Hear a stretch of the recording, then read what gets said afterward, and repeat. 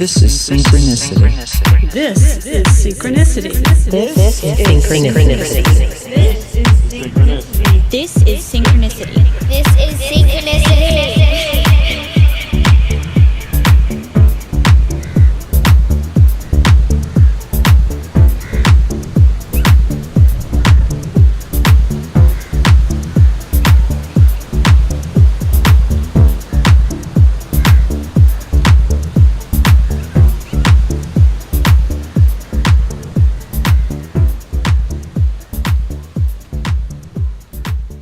Welcome to Synchronicity. My guest this week is the wizard, Devin Person. And you know that feeling when you've recorded a wonderful, amazing intro and you just nailed it. And you know you nailed it. And your dog who's with you also knows that you nailed it. And then you realize you weren't recording. Well, that just happened. And then I just said that exact same thing that I just said. And while I was saying it, my dog started barking. So this is the mythical take 3 of an intro. And in case you couldn't tell, I don't really have any pre-planning for these, not even writing notes down. I just try to recall the episode in my mind's eye and my mind's ear and talk about it for a little bit. This one, though, I do remember as being particularly awesome. I went and visited Devin at his Greenpoint apartment. I think it was just last week. And Devin is a really fucking cool guy, like an incredibly cool guy, and also really a legitimate wizard. And I say that if you look at him, he looks like a wizard. He embodies the essence of a wizard. And he was kind enough to share his journey into becoming a wizard and also the practical benefits of being a wizard. And I believe I've said wizard at least 10 times now in a very short period of time. So put a pause on that word until I mention that Devin Person is a wizard. But really, he's a super fucking cool guy. One of the things that I'm pleased that we got into, as dedicated listeners of this podcast know, this last episode I just put out, the Very Sync podcast with Sean Cass and Jen Sodini, really opened my eyes that a lot of other people are kind of seeing the rampant hucksterism, kind of capitalistic urge and drive in not only the new age and spiritual and kind of consciousness scenes, but also the psychedelic scenes, the meditation scenes, all of this. It just seems like a lot of people are becoming more aware of it. And, you know, I've kind of been railing against this for a while now, which I'm not happy that it's so rampant that people are noticing it more and more, but I am happy that at least people who I consider good judges of character and intention are talking about this stuff. And this episode with Devin isn't just about that, but it does kind of get into the crux of what we were talking about in Devin's personal experiences, and how he kind of views New Age, that scene, is kind of like this new corrupted religion in a lot of ways, which is a very interesting take on it. And I think for the most part, there's a lot to agree with there. But the episode's called Tricksy, Guruses because if you're familiar with Gollum from Lord of the Rings, that's where the phrase comes from. And that's kind of what I feel like a lot of people are waking up to. Some people are just getting involved in maybe a new community and things seem amazing and perfect. And let's be clear, like sometimes you just meet people and they're really cool and they remain cool and awesome and genuine people for the rest of your life. But sometimes when we revolve around these topics of discussion or interests or trying to, you know, figure out what the fuck is going on, we can get our egos involved, and a group of people can get their egos involved, and it turns into something else. And that's where it gets tricksy. And one of the cool things about Devin is, and we spoke about it, I think it was a little before we jumped on air, is this archetype of the trickster and kind of subverting expectations. And I think if there was a spirit mythological archetype for this podcast, it would be the trickster, right? And I think synchronicity in its own way, just the actual phenomena of synchronicity, is a very trickstery type of thing. So let's differentiate between tricksters and tricksy guruses, who maybe are just kind of more falling into the manipulative, baser level manipulation type things, whereas the trickster can just completely and boggle your mind, and not always wonderfully and not always good and happily, but a very cool archetype. Anyway, I digress. Devin also mentioned something in this podcast that to me was incredibly poignant, and I didn't delve into it in depth on the show because he was talking about a lot of other interesting things. But this idea of that he projected, he envisioned himself in the future as like a wizened, ancient, very wise wizard, like 800 years old in the future. And he said, listen, in the future, it's a spell, he called it. I'm going to send information to my past self, so my younger Devins, who are me, and let them know if there's a hard decision to be made or any decision left or right, up or down. What do I do? That he will send those messages about what to do back, and it will be received in the form of intuition. And I really just love that idea for so many reasons. And let's just say that if time is malleable and not just as we experience in linear fashion, just forward only, potentially pretty powerful. But when he was saying it, it reminded me of something else I had heard where you kind of imagine yourself in the future and kind of envision yourself and connect, via chakras or breath or light, whatever you want, modality you want to use with that future self, and kind of draw it into existence and help to kind of manifest the circumstances and, things that might enable that. So it's just cool stuff that it's fun to hear, wizards talking about this. And he also tells the story about how he truly came to embody the physical manifestation of being a wizard, which is a very improbable and crazy story. So yeah, it was just a very fun conversation, and big thanks to Sean and Cass from Very Ape and just my good friends for encouraged me to link up with Devin. Now, what I didn't mention is Devin and I vetted each other and hit each other. So we just started pounding on each other crazy. So we just had a fight. That's what we had to do. We hit it off, and I think we were both trying to vet each other and just see what we're about. And a podcast is a wonderful way to do that. It's just an easy shortcut for finding out who people are. Devin has a podcast. It's called This Podcast is a Ritual, and it's on MindPod Network now. So we're in the process of getting the back episodes up and active. But I believe if you go to the site now, I'm not saying I believe someone else did it. I just can't remember if I put up the podcast on the podcast page yet. I think I did. It should just link to his website right now, but we will have those episodes up. Go check it out. Looking forward to amplifying that signal with Devin. Just a genuinely cool fucking dude. We're going to have another podcast edition, another very cool one, this time referred by Jen Sodini. I'll give you the details once it is announcement time, which I believe is next week. Once a reminder, MindPod Network, I don't know what the fuck it is. It's just people say, hey, I think this person would be good for your podcast network. And I go, oh, yeah, they do seem like they would be good. And then I add them. It's just, I guess, an amplification signal. If you're a cool person, and your intentions seem pure, you can get on the network. There's no reporting that MindPod offers people. It's not we increased your conversions and listenership by 52%. Nope. I got no idea, but I think it's working. I think that more people are finding other people talking about things they like. And for that reason, I'm pretty proud of it. So, that's all. That's what MindPod Network is. Devin, just a hell of a guy, though. Devin Person, go and check him out. There will be links on this podcast episode notes, show notes. There will be links in the syncpodcast.com, mindpodnetwork.com, all of the places you love and consume things related to podcasts. That's it. This is the third one of these I've had to do. Well, really second, because of the second take was... my dog just interrupted. Anyway, I'm having a good day. Hope you are too. Lots of love to you and yours. Without further ado, here is Devin Person.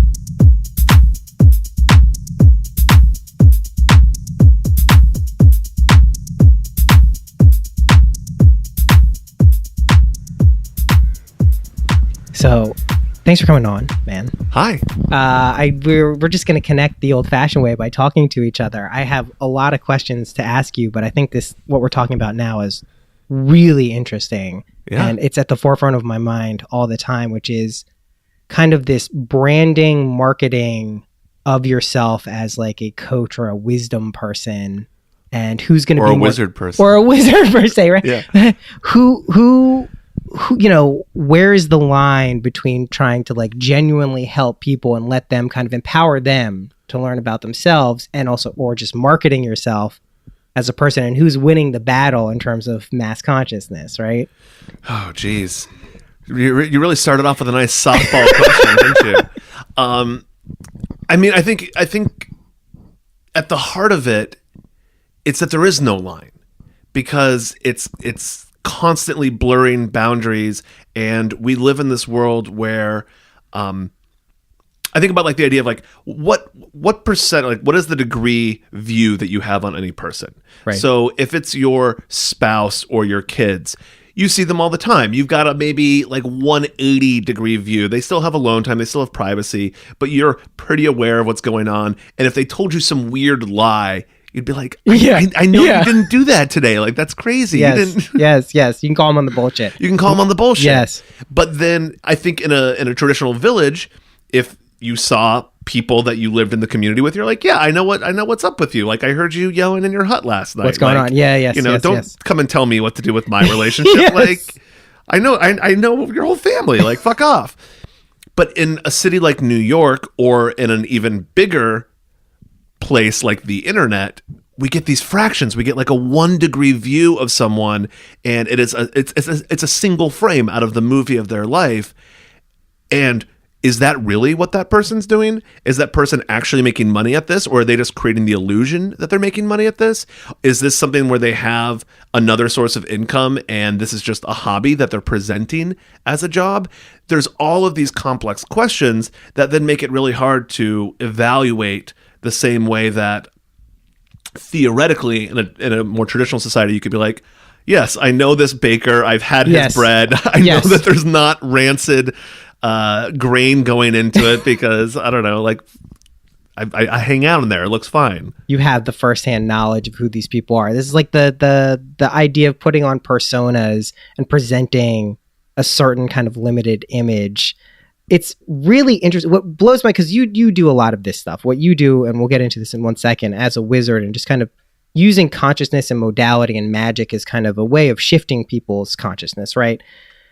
It does seem that the traditional skills of being able to vet someone either in person or analytically going and looking at what they're doing and seeing clinically they've had results or something like that is a less useful tool because of the power of marketing and how we are presented these things, which to me has directly resulted in kind of me dropping out of that and into a more intuitive kind of below the surface resonance or authenticity that you can hear from someone, which truthfully, not right all the time. Sometimes you can get totally fooled by that. But for the most part, it's been a fairly reliable beacon in terms of finding people who I think are doing authentic things. And just to, answer my own question kind of like an asshole in here, I do think that right now we are kind of living in at a point in time with this stuff where I think the marketing is winning out right now. Oh yeah, it's everywhere. Yeah.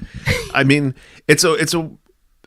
we're very much in a magical era. We're in a magical era for good and for bad, where yes, we can all take hallucinogens and break the illusion of reality, and then we come back and we're like, oh, it's still broken, and now I'm in a world where I'm constantly being marketed at, and not the way that we used to be marketed at as a population, but marketed at as an individual. Yeah. There's 20 people sitting in a room figuring out how to get you to take the action that they want. How do they make you click the button? And they're splitting reality, and they're saying, all right, we have scenario A and scenario B. Which of one of these things makes the person click the button? Which is a very weird thing that's kind of never happened before. Like, evolution A/B tested over very long periods of time. Right. Well, and it's not just people, right? Sometimes this is just algorithms or things that are set up to just run and become these systems that dictate what's going on. And that's the other thing that strikes me about kind of the culture we're in, is like, no one has time to process any of this shit. Right. Like, there's no time. Like, where was the gap from when we kind of used our phones a little bit? Where was the gap from like Snake on your Nokia to like now, where it's like everything that it could possibly be? Like, I don't remember that exact transition. It happened though. Well, I mean, how do you do the research? I could go find a documentary on 9/11 conspiracy theories or flat earth, and they're going to be throwing so many facts at you. Do I have the time to go and look up each one of those supposed things and actually realize, oh, they made up the quote from that astrophysicist. That's just straight Not a up real not person, real. yeah. Or, oh, that does seem to be a real quote. Do I have the information and background to actually read through that and dispute this thing about the structural integrity of steel beams under high heat and pressure? Like, I don't fucking know. And so that's the thing that we have now, is a world where two people can be arguing and waving around reams of paper and no one can actually read the papers. That's a really good description of what's going on right now. I want to kind of fold into this what you do as a wizard, but I wanted to start kind of what was the genesis or impetus, I guess I could say, for becoming a wizard. You asked the question I was hoping you would ask, because I can tie this together very nicely. Yeah.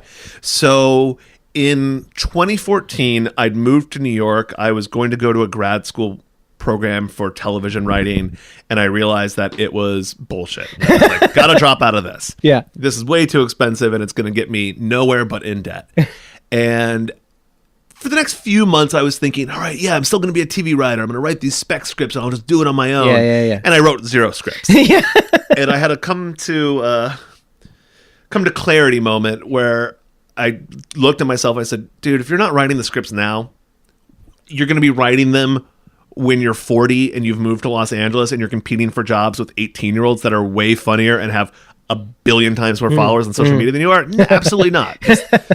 If you're not going to do it, then figure out now what you want to do so you can truly invest in that. I love that. And so 2014, I said, was going to be my egg year, where I'm going to lay an egg and it's going to hatch. And then at the end of the year, I'm going to figure out what this new thing is. But I don't know yet. Right. I'm just going to I love appreciate that. not knowing.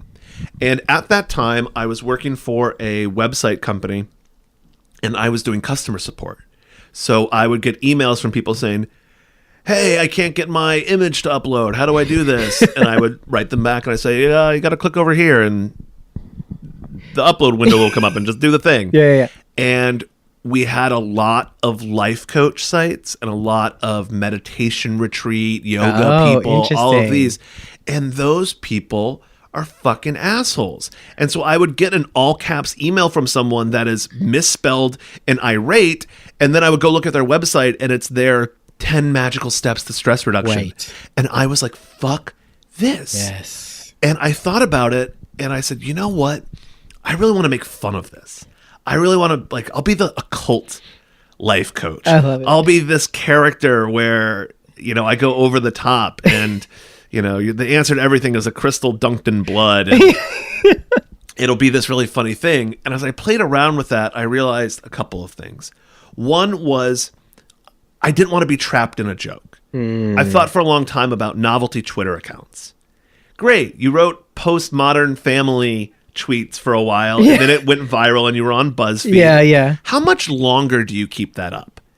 There's no real way to transition and say, hey, everyone, I'm stepping from behind the curtain. It's me, Roy. Yeah. Hire me for your writing thing. Everyone's like, nope, you've broken the illusion. We're done with you. We don't care about this. It was Yeah. a novel thing one time. Yeah. It's a novel thing that you just get stuck in. So I realized that I didn't want to have my whole life be boom-tsh crystals. And 2, I was like, I want to do it 24/7. If I'm going to Do it. Yeah. do it, I want to be, my vision is not being the millionaire Tony Robbins type guy that goes on stage and yells into the headset mic and comes off and then looks at the assistant and is like, you were 2 minutes late. I'm like, fucking kid, what the fuck is your blah, blah, blah, blah, blah, blah. Or it's rude to the Starbucks person or whatever else. I just didn't want to be that. I would be so much happier being the homeless looking old man that's drinking a cup of tea at the diner and the waitress chats with him and never feels like she's being hit on, never feels creeped out, feels like he's listening, and then walks away going, you know what? I got something from that encounter, and that changes her life. Yes. And that was the vision that I aspired to. And I'm not saying that I'm hitting that. I was going to say, it's a goal, though. It's a goal. noble pursuit. Yeah, and I think that's the idea that we've sort of lost, is that, faith and God and some of the ideas of religion, not the dogma parts, are about, if you're reaching, you get to an area where we don't know things for certain anymore. And you can keep reaching beyond that, possibly to where it's we're never going to know things for certain. Yeah. And that's where good stuff comes from. And we Yes. can use that to pull ourselves up. So yes. as I kept playing around with this idea and thinking about how do I be a pseudo occult life coach that, I can really truly embody this, I have been into magic and my own weird version of like magical practice for Cool. Over a decade, and I've been into wizards as like a goofy kind of embodiment of that for a long time. I have a wizard tattoo. I did a ritual with that tattoo when I was moving to New York, and I had all my friends draw pictures of it to like That's give me awesome. their energy. Imbue it. Yeah, cool. And slowly but surely this idea started to take form of like, I'll declare myself to be a wizard. That's what I'll do. And yeah, That's the genesis. that's the genesis. So one of the things I've heard you say is that your job, and just to be clear, I don't want to let this get lost in the shuffle. What you're talking about, kind of this persona of teacher and life coach. I have another friend who did some web consulting and worked with a lot of those same types of people. And these were people who weren't famous. They weren't big. They had their little business wherever. I worked with very prominent people most of these people would like kill to get connected to. Like, oh my God, that's like a stalwart. And a lot of those people were the same way. They'd just be dicks behind the scene. They'd be money focused and do unethical things and manipulate and lord power. And I was like, I had to learn it in a different way. I had to be involved with it to kind of see. And my stupid guess was, I'll work in the nonprofit scene because there's no ego there. Yeah. Like, of course there's not. It's the worst egos. The worst of them. So I love that the wizard thing was born out of this kind of noticing this huge cognitive dissonance that these people were doing. But more importantly, what always kind of blew my mind about that shit is the karmic impact or the down the line impact of saying you're this type of person and not actually being that person. The only reason I don't do that is like the ramifications are huge. It's like they're playing for keeps there. Like that's going to fuck your psyche up if you're going to live that world with that schism. So Yeah, if you're going to have a split identity where you spend all day, every day saying one thing and you go home and you do something else. Yes. I mean, I struggle with that too from time to time, for sure. There's definitely moments where I'm dealing with a problem and I'm like, but I'm a wizard. I should be able to just fix this. And then I have to realize that being a wizard doesn't mean not having problems. I'm still a human being. I'm a person. yes. And Yes. what wizardry is the way out of it for me. It's when I'm in those depths of Yes. self-loathing and despair. It's the thing that reminds me, wait, you can get out of this. Just take one step at a time. Yes. It's like Uma Thurman in Kill Bill. Yes. When she's paralyzed and she's Yes. got her big toe and she's like, just wiggle your big Yes, toe. yes. And so for me, wizardry is not, I'm never paralyzed. It's just remembering the process of how to wiggle my big toe.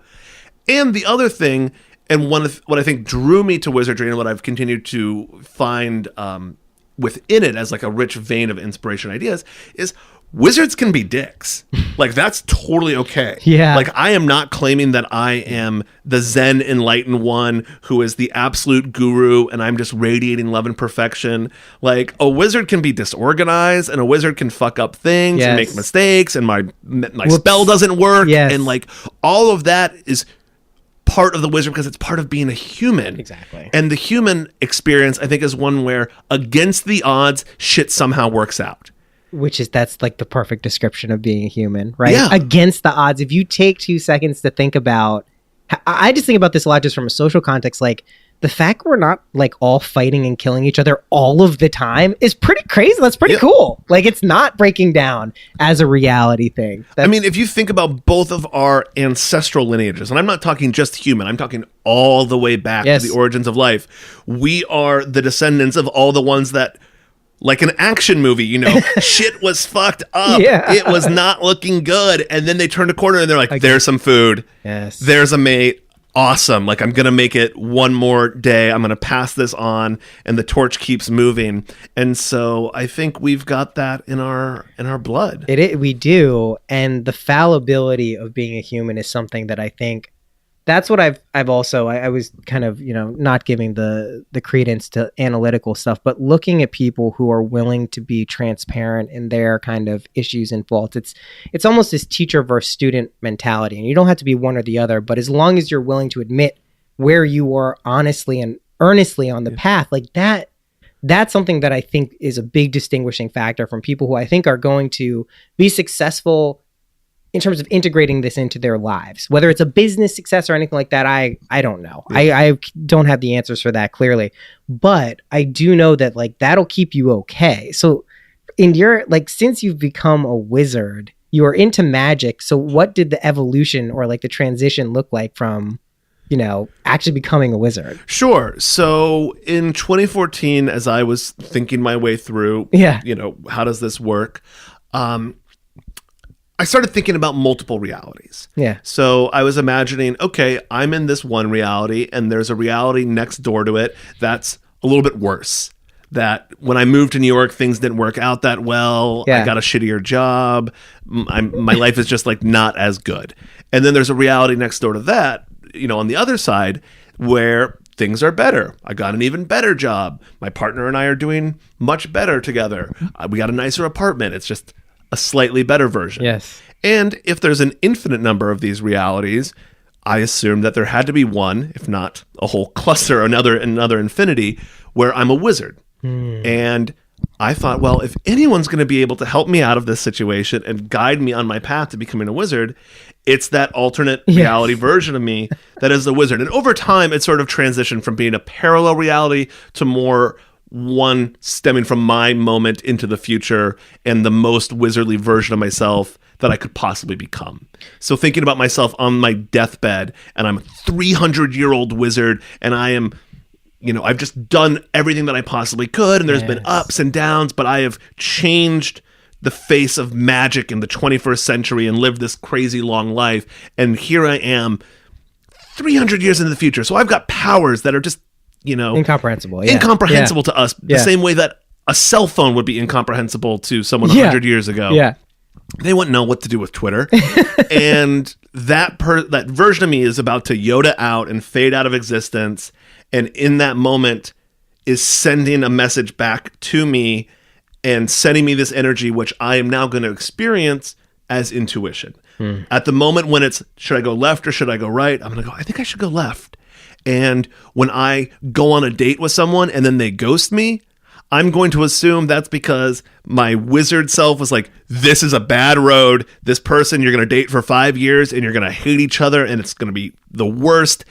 Let's just save you that heartbreak. And I'm going to just make it so that awesome. Text didn't send.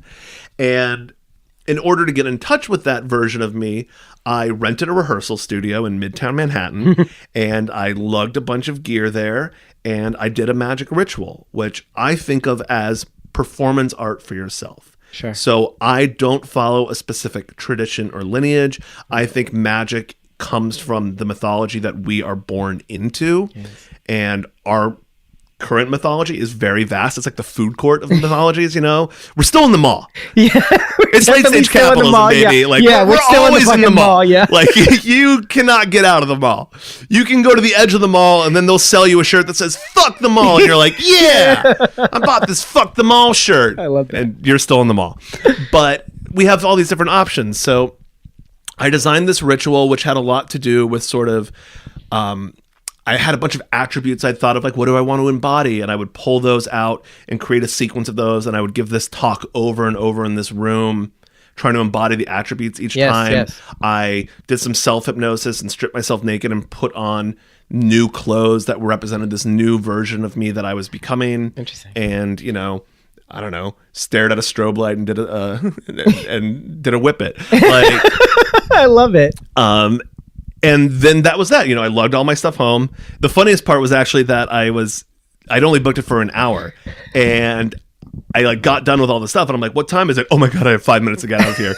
And so I'm like buck naked. I'm like trying to get out in of a rehearsal studio. In a rehearsal studio, and I spill candle wax on the floor. So then I'm using a t-shirt to scrub candle wax off the floor. I'm like, "Oh my god, please do not let a 5-year-old girl and her piano teacher walk into the room right now. This door does not lock."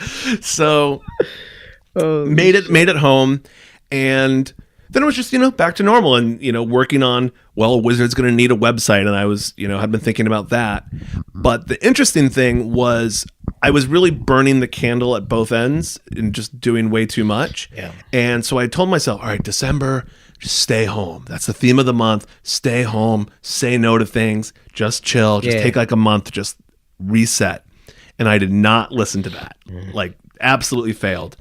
And I went out of town with a friend, and I have a rare knee condition. It's called pigmented villonodular synovitis. That sounds rare. It's rare. It's like 1 in 1.8 million people have it.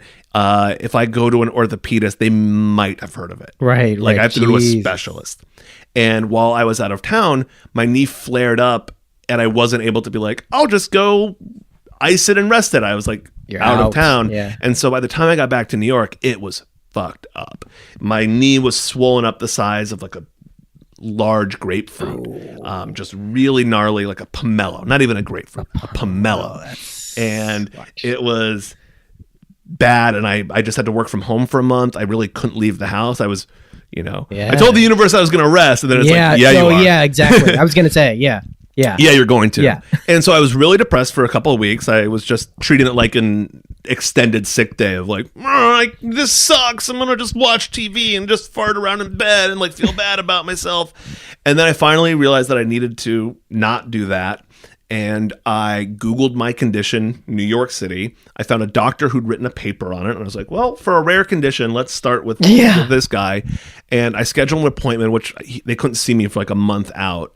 And I was really not stoked because the last time I'd seen a specialist, they'd said, it's going to be surgery. It's going to be, and I've already had surgery once. It's like a weed. It comes back. And so it's going to be a surgery where they're going to take all of the lining of your joint out front and back. You're going to walk with a cane the rest of your life. And it can still come back from that. Yeah. It's just going to be not bad. good. Yeah. So I go in to this doctor's appointment thinking, fuck, it's going to be surgery. And the doctor tells me, no, we're actually doing a trial right now at this hospital with an experimental medication that we've had a lot of success treating your condition with. So we can get you on that trial. But I have to warn you, there's an effect. And I don't say side effect because it happens to everyone that takes it. So it's definitely happening. Yeah. It's going to turn all of your hair white. And I was so stoked. He was shocked. I was like tap dancing. And he's like, well, when you're off of it, it'll go back. I was like, oh, really? Damn. But that was, I mean, I drunk dialed the universe and it picked up. That's so funny. Well, so much of what you said is so fucking awesome. But I think your pre-ritual of identifying with your future self, which is the embodiment of you being a future wizard and connecting with it, is kind of like a faith spell too, especially when you incorporate it in that this is going to be your intuition kind of guiding you, which gives you the confidence to follow it, which I think is a lot of people's problem. Yeah. Right? Like, how do I know if I should be following this? What is that? Was the devil speaking to me? Who knows? That really created a pretty massive shift. And it sounds like you were prodding Cosmic Control Center. And as anyone who has really done that in their life can attest to, that shit will prod back. Like, it is not some static, mythological, non-living idea. It's a thing. And it happens in the weirdest of ways. Yeah. That's the thing, that magic is real, but magic is not real in the way that fictional magic is presented. Yes. It's never going to be I did the spell, then knock, knock, knock. Here's your bag of money, sir. Yeah. And so for me, I mean, I couldn't think of a better example of, turning poison into wine. Alchemy, then here was this condition that had been the bane of my existence for my 20s. It had fucked up so many moves where I'm like, cool, I'm new in this town. Can't wait to ride my bike as my sole means of transportation. Oh, nope. Can't even walk. Totally screwed. Jesus. And suddenly here it was. And the perfect form. It was the box that the gift was coming in. So at that point, I mean, that's a pretty big wake-up call and confirmation signal that, you've pursued on something that's meaningful.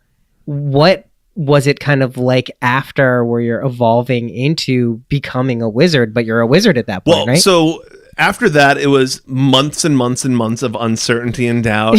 Lame initial rough draft work and all of that. I was trying to get my website out. I wanted to get it out by January 1st. That didn't happen. I finally was like, I can't do stuff on my own. Like on my own, I just spin my wheels. Yeah, I get it, And so man. I hit up a friend. I was like, do a photo shoot with me. And we went out and my hair hadn't changed. So it was me in suits with bolo ties. Cause that was my like, I'll figure out robes eventually, but like, Bolo ties is my thing. here's my thing. All this will do. And it's so embarrassing to look at those photos now. But we went out in a cemetery on a day when it was like 16 degrees. And I kept having to take off jackets and then just stand there and pose and then get back on. And it was like an ordeal. I really think it like helped unlock stuff. Yes. So I launched the website. I thought I would be writing a book. And I did a ritual to like move that along as like another ritual. Yes. And like right after that, I'd moved to New York with a girlfriend, and it had not been working very well. And like a few days after I did that ritual to do the book, I had a dream where I just woke up and I was like, "Oh, I got to end this." Dream will tell you. Yep, the dream told me, and so I knew because we lived together that I had to like kind of have a plan to extract myself. So I ended up. My birthday was coming up. When's your birthday? April 28th. Okay, I'm a cool. Taurus. Okay, cool. And so I moved here from Texas. I moved here from Austin. Cool. And I was like, cool. I'll go back to Texas, and it's my birthday, so I have cachet in that town where I can throw a party, and I'm going to do a wizard performance. And so I went back and I had a house party, and then I did this awesome performance where it was like a party ritual where I had people, we talked about what it means to party and like what is the actual like magical connotation of that. And then I gave everyone pizza communion. And so we had pizzas cut into little pieces. And then I handed out like 30 of those little cigarette one hitters and had everyone take a toke at the same time. Amazing. And then we all shotgunned a beer while this band that was playing behind me like got into a full-blown free jazz freak out, and everyone's like jumping up and down and shaking beer on each other and chanting "Party is awake, party is awake." And then the next day I was like, we're going to take all of that magical energy from last night and we're going to do acid. And so then I took acid with 11 friends, and then I got back from that trip and I was like, I'm now going to blow up my life. Like that whole trip was a ritual to transition into this new phase. And so I broke up with my partner and I moved out, and I had some of the most difficult months of my life. It was like moving to New York a second time. It was totally brutal. Yeah. And the whole time there was this promise of being on this medication, but it hadn't started. Right. So I finally go to the doctor and they're like, okay, like the trial is open. We're going to get you on this. And I had just finished a month of sobriety just to do it. Right. And then I was like, oh, thank God I can like go drink and be a normal person again. Like I'm single. Like, this is not doing me any favors. And when I go to start the medication, they had never mentioned that, oh, we want you to not drink on the medication. I was like, oh, fuck. So I'm also started off on a higher dose. So they tell me there could be cognitive side effects. And I'm like, what do you mean? Yeah, like, what do you mean? And they're like trouble multitasking, fuzzy thinking, hard time focusing. I'm like, oh, okay. So I start taking these wizard pills every day. Yeah, wizard pills, exactly. And when you're at a party and sometimes you're telling stories and firing off jokes and you're really in flow. Yes. And then other times you're wandering from conversation to conversation. Yes. And you like stand on the edge of a conversation and you're like, I think I'll be able to jump in, and then you can't, but you're trapped on the edge. Yes. So I was trapped on the edge for like a month. Oh, Jesus. And I was like, am I bad at being single? And I just forgot that that's, I was in a relationship. I forgot like how shitty I am at being single. Normal question. Yeah. Is New York just hard? And I'm just like not in the thing. Is it because I'm not drinking, or are these pills fucking me up? And I don't know. And I might be on a placebo, so I really don't want to blame these pills. And so finally, I finally like broke my dry spell and like got laid and woke up the next day and I looked in the mirror and I had stubble, and I see the stubble is half white. Wow. And I'm like, all right, cool. We're on the other side of this. And I went down to a lower dose and I started feeling like myself again. And that's when things really got magical. So what started, I am particularly interested in these moments where things get very magical. Just so you know, the reason this podcast is called Synchronicity is in my the early Police song. Yeah, the Police. I love a huge Police album. Yeah. Go look it up on iTunes. With one breath. Yeah. With one flow. Yeah, exactly. You will know Yeah.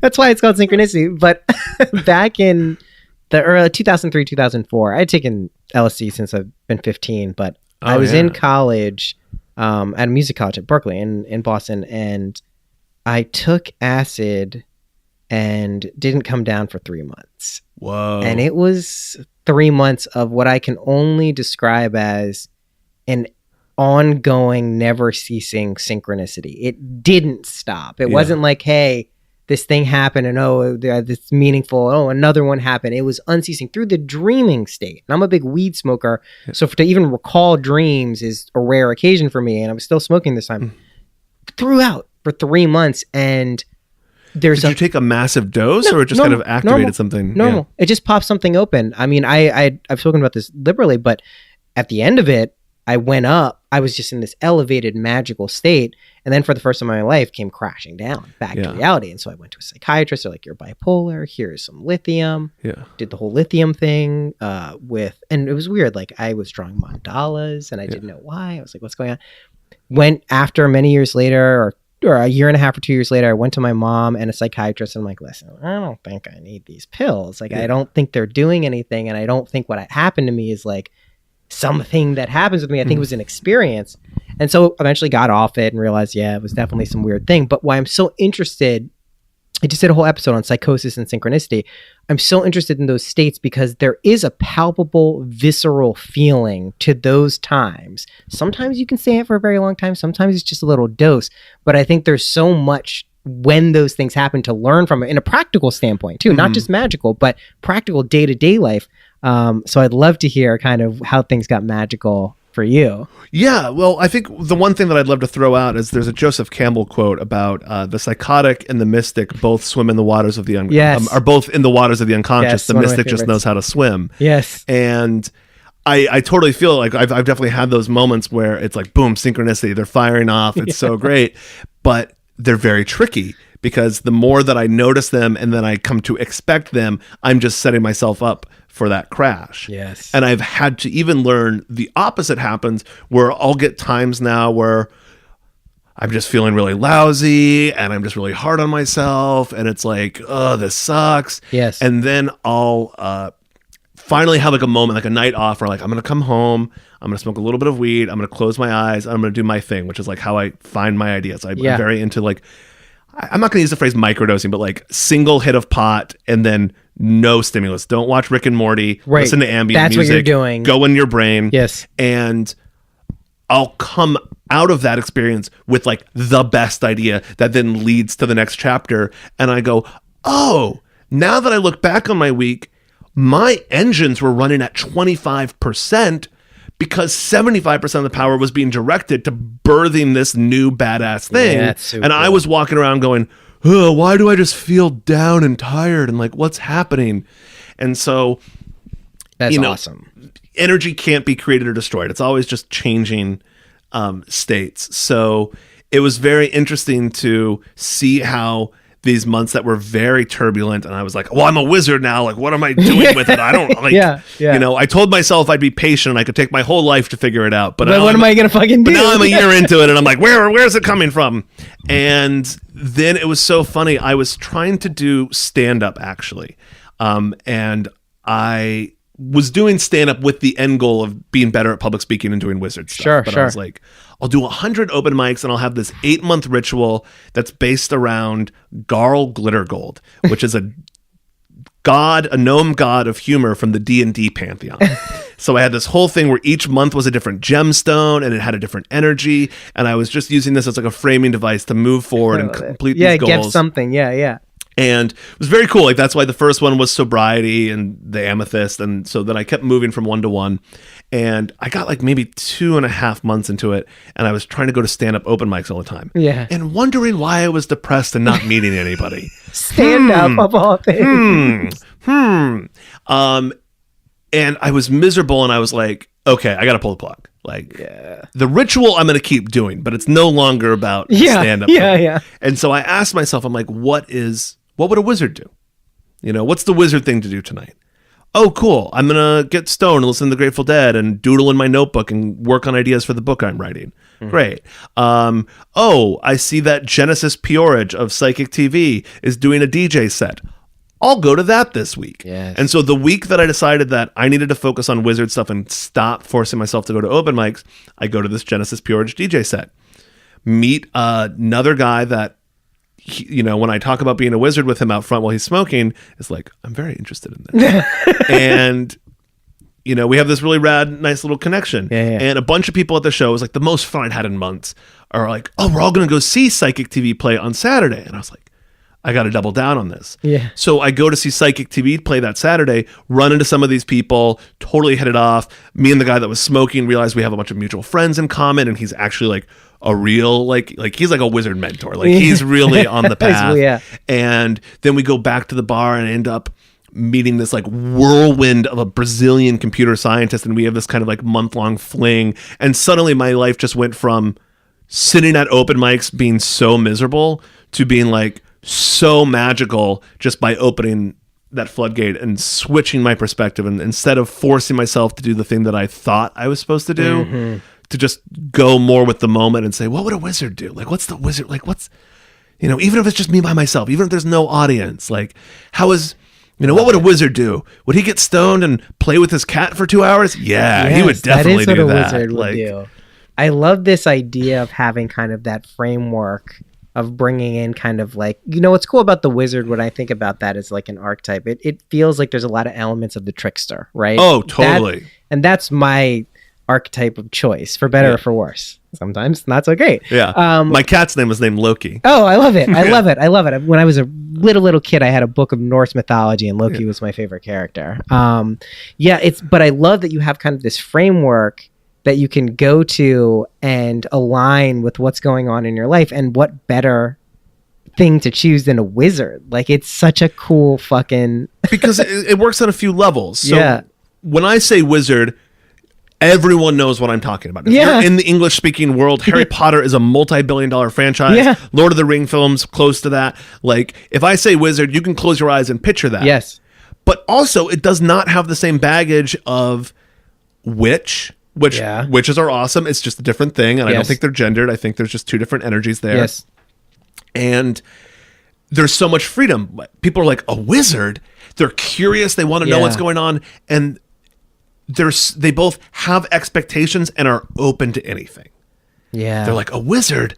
That breaks my reality. And yes, now exactly. I want to know more about this in a way that, oh, my friend is an occultist, or my friend is a stage magician, or my friend is a tarot reader. Yes, it opens up. We know those a little bit more, and we can put those in a bucket more easily. Yes. Whereas the wizard is like the crab that keeps crawling out of the bucket. Yes, it can't be boxed in by any kind of understanding of the word, because you don't meet wizards.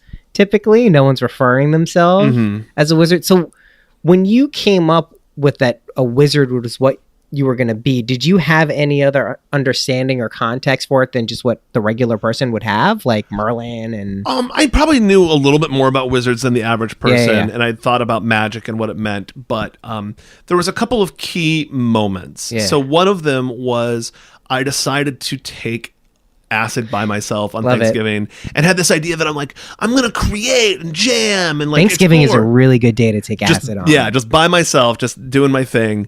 And I don't play music, so I got to a point where I was like, oh, me just hitting a drum and caterwauling like sounds like shit. I really kind of feel like I wasn't in the place of creativity flowing. I was in the place of judging what you're doing. What I was doing. Yeah. And it wasn't a bad trip, but I was like, well, hold on. I got to figure this out. I put all my chips on being a wizard. So let's figure out what this means. Well, being a wizard means I do magic. And I've done magic to become a wizard. And being a wizard means I do magic. I've done magic to become a wizard. I was just stuck in this loop. Yes. And really kind of freaking out and being like, it's fucking hollow. Yeah. There's nothing here. Like, all I'm doing is like, hey, I'm going to go give the speech about giving speeches, and this is an example slide. And it's like, there's nothing to it. It's too meta. It has no meat. It has no substance. Yes. And then suddenly I realized that's okay.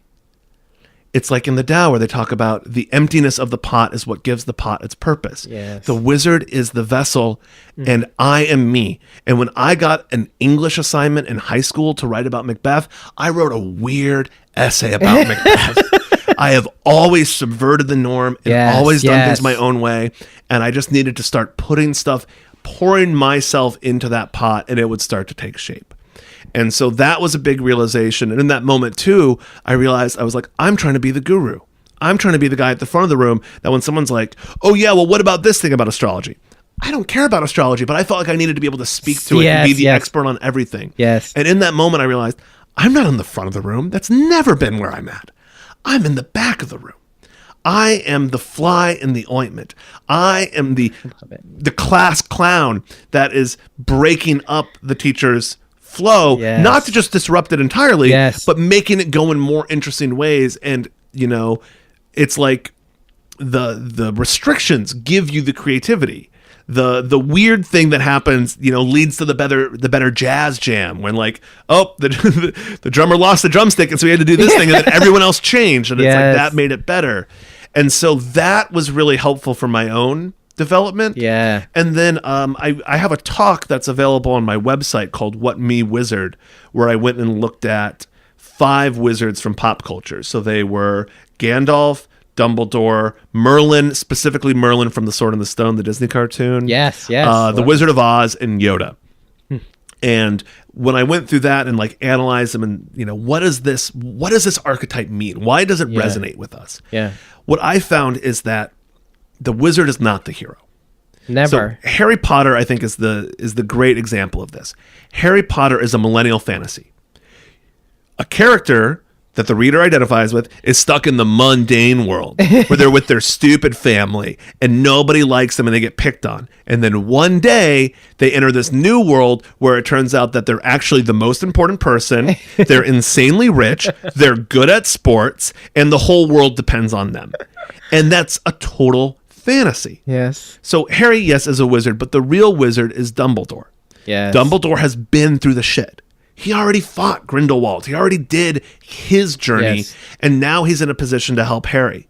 How does he help Harry? Does he go kill Voldemort for him? No. He gives him hints. He gives him help. He gives him presents. He's there. He's always doing it with a very nice, lighthearted touch. Yes, he's helping Harry find his way. And when Harry needs him most, what does Dumbledore do? He fucking dies. I know, I was going to say. Because the wizard doesn't do the work for you. And that's what I've had to learn is like, you know, when I see people, I do one session. I'm not your coach. I'm not your therapist. I'm not going to hang out with you week after week and we're going to work through your problems in lockstep with me lifting the weight. I'm going to give you an experience that becomes part of your life story. And it's up to you to figure out what you want to do with that. I love everything you're saying, especially about the one session. I mean, this is literally just piggybacking on the podcast I just did where our friend Jen was kind of having her, you know, come to Jesus moment about spiritual materialism, which I've been talking about I threw an event a few years ago. Oh, we got to talk about that in a second. I want to hear what you say. It's my favorite. It's one of my favorite topics, but it is this moment where like you just kind of recognize that like, are people just doing this to boost up their own insecurities or trauma they're trying to heal or ego? And even just in traditional Western medicine and psychiatry and psychology, like that is not something that has an end because humans don't fix themselves completely because our psyches don't work like that. No. And that's the fundamental part because our movies don't end. Yes. You know, the rom-com ends when they get past the stuff keeping them apart. And then they're together after. Yeah. No, the movie starts in real life when you're like, great, now we're together. How do we navigate this partnership through the rest of our life and all of the turmoil that we're going to have to encounter? Yeah, it's a very important thing. And I mean, I think it gets to the crux of what I think is happening in every realm of society and culture is that this drive of capitalism and corporatization and kind of systemic corporatization has seeped into literally every aspect of our lives, including the ones that are supposed to be our bastions of hope, of our beacons of light. It's especially infiltrated those. So when hearing you talk about this stuff and saying like, yeah, like, you know what? This is truthfully the mystic's path. The mystic isn't there to talk about how great they are and be this symbol. They want to show you that what I'm doing is surely possible for you and everything else. And that's just, it doesn't pass business muster. Do you know what I mean? But it does pass like Socratic muster of like, this is genuinely helpful. Yeah. And that's truthfully like, I hope that becomes more prominent in time. But, there's not a lot of wizards out there doing that. I mean, like, part of this is something that I've always done. I remember that when I would go travel, I went to I lived in Argentina for 2 months and I came back and people are like, how was it? I'm like, it was really fun and really difficult. Yeah. I struggled a lot. It was very hard to be in a city where I spoke okay Spanish, but couldn't express myself fully. Yes. Didn't have my friends. And I see so many other people that come back from traveling and they're like, oh, mate, it was wicked. Yeah. I'm like, there was really no hard part for you. Like, maybe you're a better person than I am, but I just want to be honest about that. Yes. Because if somebody else goes traveling, I don't want them to feel fucked up and alone. When they go and it's like hard. When it's hard, because I want to be real about, I went and I was fucked up and alone and it was hard. And so with the wizard thing, I think it's so funny. I changed my name. I changed my appearance. I wear a costume. Yeah. And I'm more my true self than I've ever been. And I used to think about the people that were going to challenge me. They're going to be like, oh, you're a wizard? We'll do a fireball. And heckle me. Yeah. And I found that it's the exact opposite. I don't need to have magic tricks. I don't need to have any prepared thing. I'm just honest. When I do my subway wizarding thing and someone's like, so you're a wizard? What do you do? And I'm like, well, I got you to talk to me for one. That's a miracle on the New York subway. Yes. And I'm real. I'm like, I'm dressed as a wizard because I wanted to create a magical experience for you. I'm not pretending that I have powers. I'm not playing a character. I'm just myself. And I know that these robes signal something to you the same way that an eat here with an arrow sign lets you know there's a restaurant. Yeah. Oh, man. But I wanted to jump back to the spiritual materialism thing. It's my favorite. And throw you'll probably appreciate this, but could be controversial theory your way.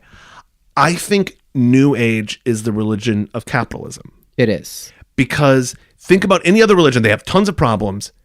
You can go to church for free. There's a whole bunch of stuff that you can do for free. If you want to be a Christian, you can buy one book. That's it. Like, you don't have to buy a new version of it. You can get an old Bible and you're like, I'm good to go. Yes. But think about New Age. You've got to take a workshop. You've got to take a seminar. You've got to go to a retreat. You've got to go to the church, which is the New Age store, and buy your special candles that have the words, that the prayer you're going to say about them, and the sage and all of the stuff and the crystals. It's so much about objects and transactions. It's very hard, to be a New Age person. If you were like, I am a follower of the New Age religion, which it gets complicated of how do you define New Age religion? Yeah.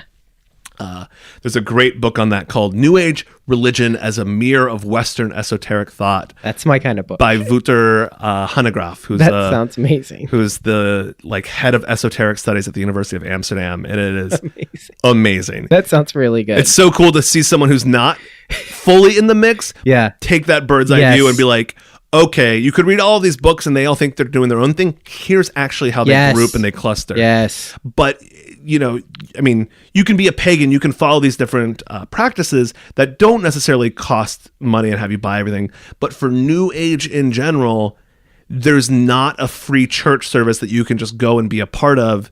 It's paying for the sound bath. It's paying for the yoga class. It's always going to be pay to play. Yeah, it's very, very weird. This is something I bring up constantly, is the old Socrates versus sophists, and where he thought it was blasphemy that people were charging for wisdom and things like that. I do think that New Age material and consciousness studies, and now even psychedelics, we're in the nexus of capitalism ramming into all of this stuff. And the religion of New Age, you're absolutely right. You have to purchase something. The beauty is, now, although nowadays, I can't imagine getting exposed to this stuff for the first time. But back when I was getting into it, like late 90s, early 2000s, the internet was free and you could find stuff. And it was more than 4 websites. There was more than 4 websites, but it wasn't totally dominated by corporate stuff yet, except AOL. You could get exposed to prominent thinkers and go back in lineages, which is how I like to vet things usually. Where did this person come from? Where did this person come from? Were they in it for the money? Blah, blah, blah, blah. But yeah, it's really a cogent point that it's the personality type that's attracted to being a New Age thought leader also is like a stone's throw from doing anything to tell people how to be. Again, I found more and more, and we were talking about this a little bit off air about the podcast network. I'm constantly kind of being put in a position where I don't have to take a lot of action, but I have to reassess who's on a network, who have I said I'm associating with, what are their activities, what are their intentions, recognize that there's leeway, recognize people deviate and might get a little more egoic over a certain period of time if success is coming towards them, but also really try to get clear about what the intentions are and motivation for them doing that. You're a wizard because you're fulfilling your impetus to be a wizard. You're not... Well, no, I'm fulfilling my impetus to attract attention and have conversations. Like, I like connecting with people, and I decided to become a wizard because I thought if I became a wizard, my life would be more interesting. That I would get opportunities to chat with interesting people like yourself, and that I could use the idea of being a wizard to do fun things and to hopefully help people along the way. Yes. That's my, yes, I would love to make money, and we all, gotta suck the devil's dick at some point. Bill Hicks it, yeah. My thing was like, I wanted to lead an interesting life, and I wanted to be able to pursue the opportunities that would come from setting up this flare that says, I'm a wizard, and there's people out there that go, fuck yeah, you are. Yeah. And they reach out to me, and that's who I want to talk to. There's people that it resonates with, and there's people that it doesn't. And I see that every time I go out on the subway, where I can be on a train car and no one even looks at me. And then someone gets in and they're like, what is happening? Oh my God, I have all of these questions. I'm loving this. They're clapping, they're smiling. I'm like, great. So what does my success rate have to be for me to be happy? Do I need to have 100% of people? No, absolutely not.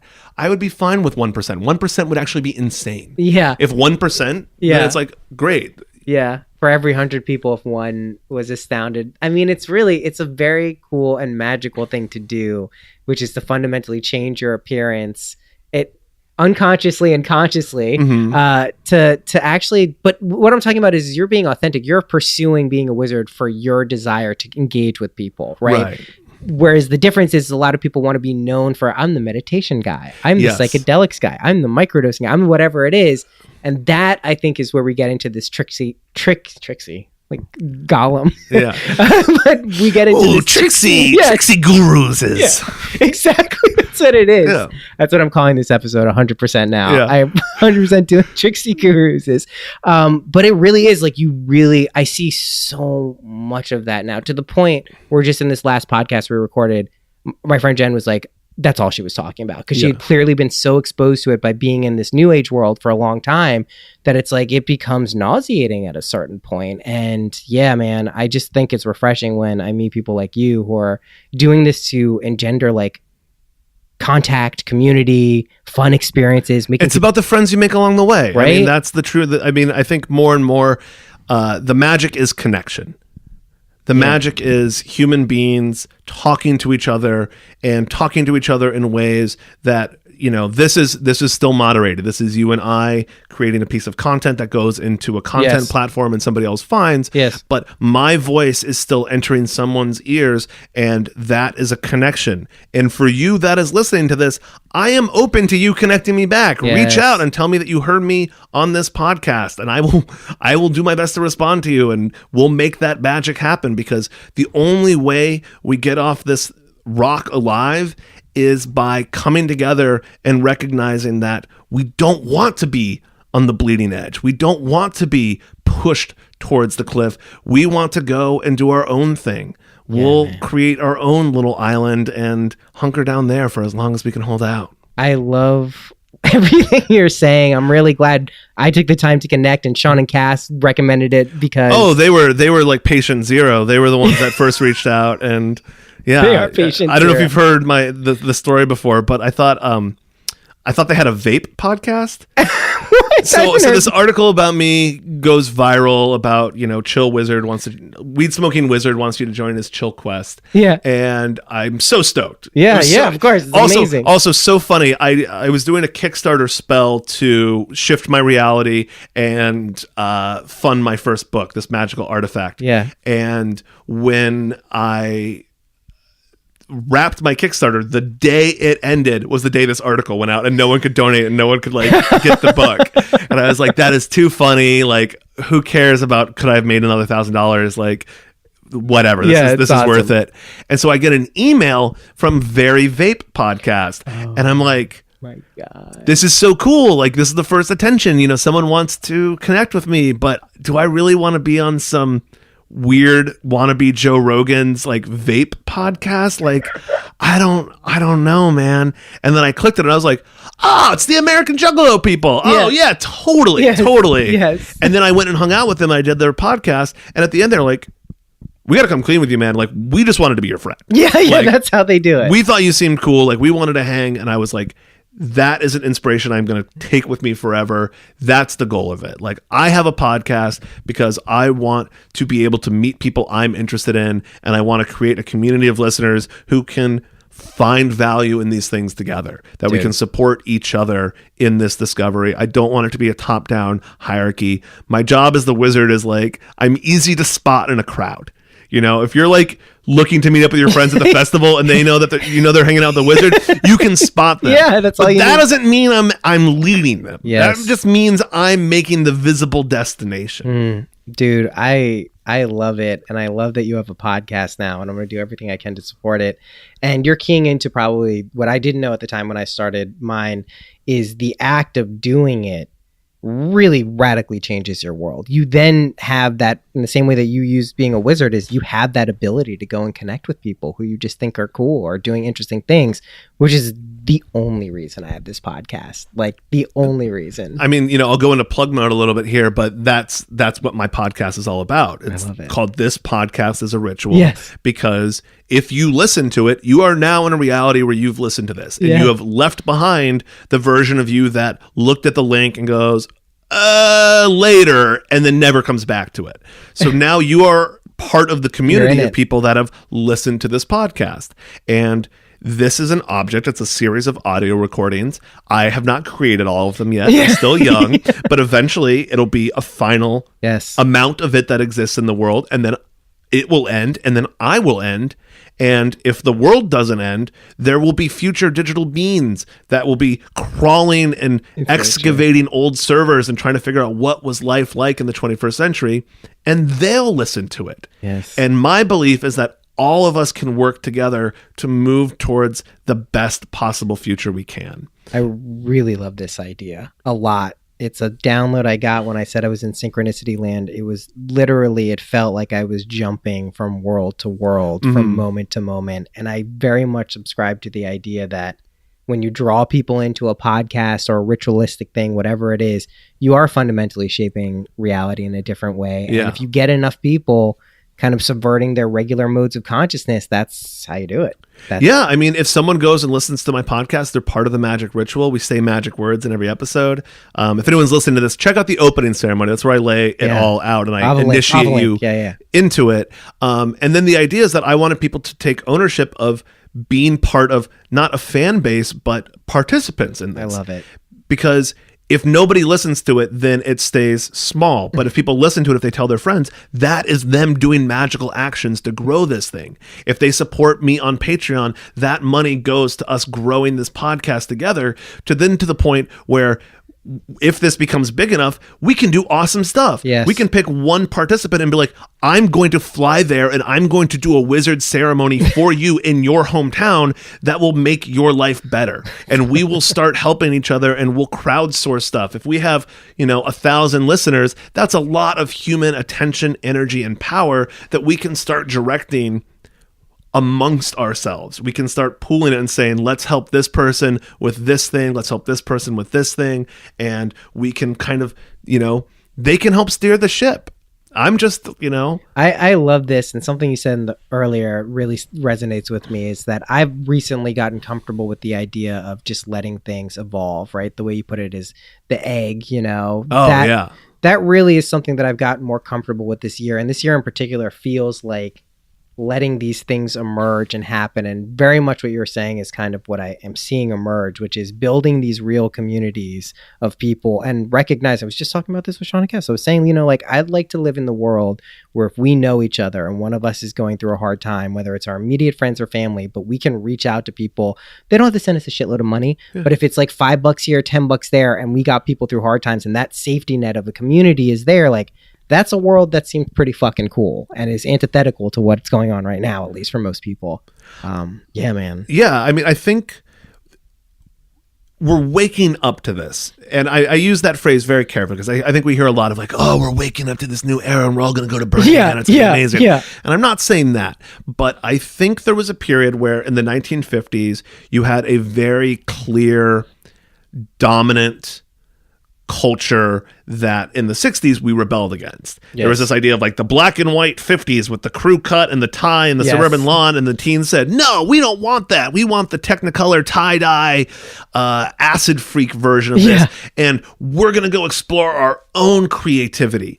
And for a long time we've continued to have this idea of like the authority, the bad guys are the ones that are black and white and telling you you've got to do things our way, and the good guys are the ones being like, follow your dream, you've got the power within you. But you know what? It's been co-opted. Exactly. You know, think different, just do it. Like, I see it everywhere. all of the corporate beings, they realized, oh, we don't have to just tell people like buy and consume. We can tell them to follow their dreams right into our checkout lane. And that's what's happening. And so just being in New York, if you look at the ads, everyone's telling you to create novelty. Everyone is telling you that your purpose as an individual is not to be a good friend or lover or partner or community member. There's no collectivism anymore. It's all about your job is to generate novelty. And someone who is doing it and is awesome is coming home from their day job and they're working on their creative thing. They're doing their podcast or their YouTube series, or they're painting their things. And that's okay. Like, it's good to follow your passion. But the even cooler person is the one who's figured out how to monetize that.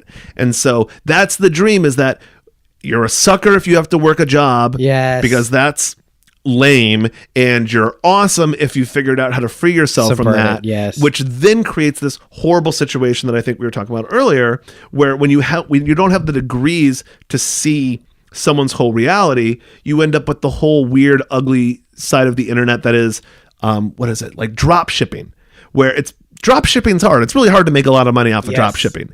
But now people make money selling other people the idea that you can make it off of drop shipping. The same way that they'll sell you a pickup artist course, or life coaches teaching other life coaches how to teach other people to be life coaches. And when you have a structure like that, it takes a very clear shape, which is a pyramid. Yes, it is. And it is endemic to literally every mode of business or commerce that I've encountered to date. I do think there are people who do a very good job of navigating it, but I also find that a lot of those people have their creative projects fundamentally separated from those other modes, and not because they're not successful or good, but because they do it for their sanity. And and it's also just like a numbers game too. Not everyone can be the famous painter. Not everyone can be the famous, uber famous podcast host. But I think I have a day job because the world is not ready for wizards yet. Talk to me at the end of the 2020s, and you know, that's a world that I'm aiming for, where people go, wait, you didn't talk to a wizard before you started your business? What's you're doing? What are you even thinking? But right now, people don't know they need wizards yet. So we got to spread it one podcast interview at a time. And we are. And I think we're moving into a very interesting period of time, just even in this state. I'm like I mentioned, a big cannabis person. And that is going to radically alter the way people think on this coast and what it does for the rest of the thing. I mean, when cannabis, not everyone's going to start smoking weed. Not everyone's going to be doing edibles. But it's going to affect so many more people. And that'll loosen your reality for you a little bit. If we do it right. Well, they're doing it in the most New York way ever. Did you see what they're doing? No, I mean more, not just the law, but I mean more generally, where I just finished this book, The Case Against Sugar. And it was talking about just how sugar ramped up. And they were mentioning the same thing happened with tea and chocolate and coffee, where these were consumed in small doses by indigenous people. And then when our culture got them, we're like, how can we max that out? How can we just do it as much as possible? And the dangerous thing for me about pot is it's really hard to max out pot. You could fucking get up a tolerance where you can just eat edibles all day, every day. And now it's doing the same thing as a cup of coffee is for someone who needs 14 cups of coffee to make it through a day. And I am one of those people. Full disclosure, I pretty much will smoke or take edibles every single day, I've found one thing that really changed my consciousness is the same thing from like if you've eaten farm to table or go to a farmer's market. The closer you can get to the source of these things, then it becomes its own form of consciousness that you still have to maintain your relationships with. There's not like it's all the way better, but I think it's going to have to be, like you said, done in the right way, navigated in a way that allows this kind of plant consciousness to benefit people. And because it's a seductress too, is what you're keying in on. Weed is a seductress. She's a sweet, sweet seductress. And many a wise man has been tempted to go down to excess. So yeah. So and I'm not trying to judge, like anybody is free to do it the way that they want to. Of course. But my concern is that we don't lose the power, because I was talking with friends about this recently. If you read stuff from the 19th century where occultists were discovering hashish, they describe it like the way we describe hallucinogens. They're like, I entered another world of astral elementals and saw the one bright source with my open eyes. And yes, they're romantics and they're poets and they're describing it that way. But can I throw a little wizard magic your way? Please throw some wizard magic. So what I would love for you to do is take a very brief pause from smoking, maybe a day. You know, whatever is in your capacity and your interest to do so, but just take enough of a pause so your tolerance kind of dips a little bit. And then take one or two small hits, like not monster bong hits, just like a toke or two, very small amount, and then close your eyes, listen to some ambient music, and do nothing. And just do that experience. Because the first time, I mean, like I've been a hardcore stoner a lot.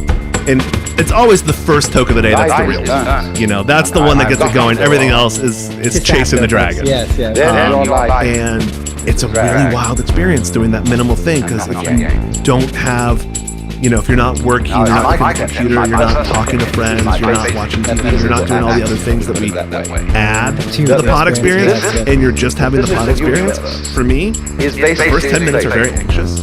Like, I get in my head and I'm like, did I take enough? Is it working? Well, I'm thinking about too much, so it probably is working. And I have to watch that spiral, but 10 to 15 minutes in, it changes, and you really start to see things, and it really comes up, and it's like someone's just handing you, they're like, hey, you know that thing that you've been like stumbling over all week? What about looking at it from this way? And you're like, oh, fuck, that fixes it, doesn't it? And you're like, oh, shit. That is, what you're describing is probably what I think has been the most productive benefit in my life, of it allowing me to look at situations from a more multi-perspective.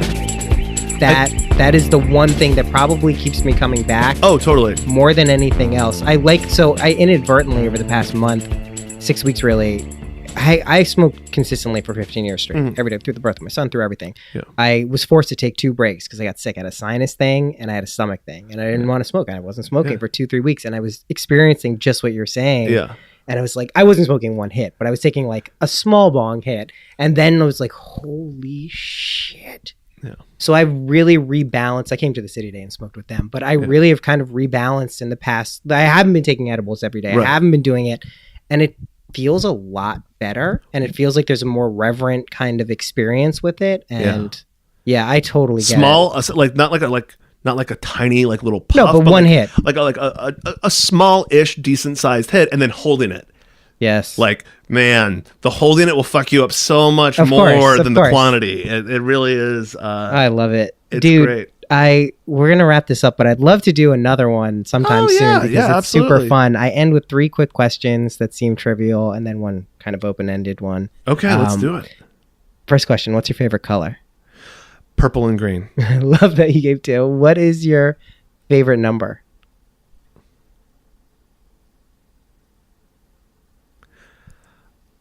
420. I love it. That one was hard for me because on my podcast I've created a series of gates based on what I call the magical numbers of Western culture. So 13, 69, 420, 666. There's a few more. Yeah. Oh, well, 13 is my favorite number. What's your favorite animal? Flying squirrel. I love that you have these. Last question. What's a practical tip that's helped you in your life that you could share with people listening? Anything? Oh, I mean, aside from my weed wisdom, that's such a great question. I think the thing that's really helped me has been finding a few small habits that you can do. And I mean small. I mean, wash your face when you get up and brush your teeth before you go to bed. Yeah. Or, I've added a little bit more to make it a little bit more magical. Like I do, I put some oil on my hand and I do a gesture when I'm waking up to signal that I'm waking up. And I do this other thing before I'm falling asleep. Cool. So that way, when my mood goes off course, I'm not like, oh, I'm supposed to go run today, or I'm supposed to be creative today, or I'm supposed to do this other big thing that when I'm feeling like I want to wear sweatpants and binge watch TV and like hate myself, I'm not going to be able to do those things. Yeah. But I can either keep doing those little like maintenance routines just to fucking do them, just like the lowest lift version, or when I'm kind of reaching the end of my like, all right, I'm covered in Cheeto dust. I've been lying in bed for 3 days. I'm really not like, I need to get out of this. Yeah. I have clear first steps to get back on. And it didn't happen overnight. It's taken a while to build those up, but seriously, very, very small, like repetitive, like, consistent. Don't overcomplicate it. Don't make, here's the 18 things I'm going to do every day. And I think a morning thing and an evening thing. So like, if you do your morning thing, your day's already off to an okay start. Because you did that, and that's fine. And if you do your evening thing, even if you've had a bullshit day, you can say, I'm going to do my evening thing, and that's going to set me up for when the alarm goes off tomorrow. I'll be a little bit more on track than if I just like passed out in bed with the TV on and I didn't do that one little thing. And then it's also when anyone gets into those negative headspaces where you're kind of being a bully to yourself, you're not going to think your way out of that trap.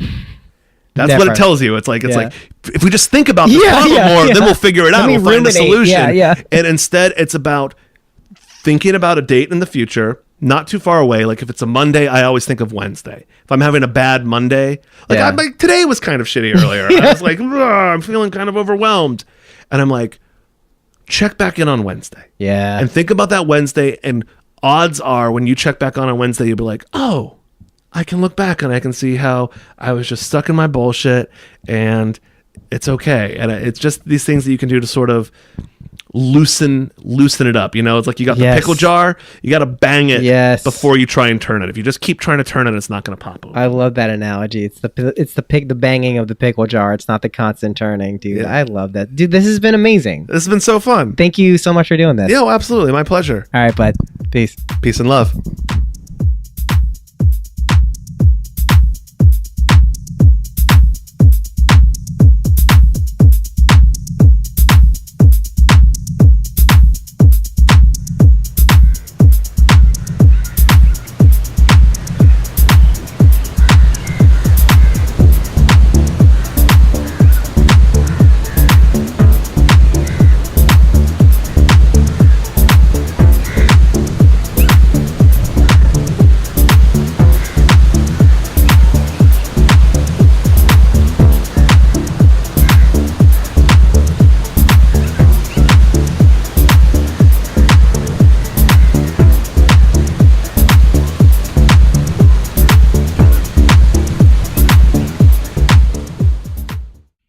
Well, thank you very much for listening to that episode.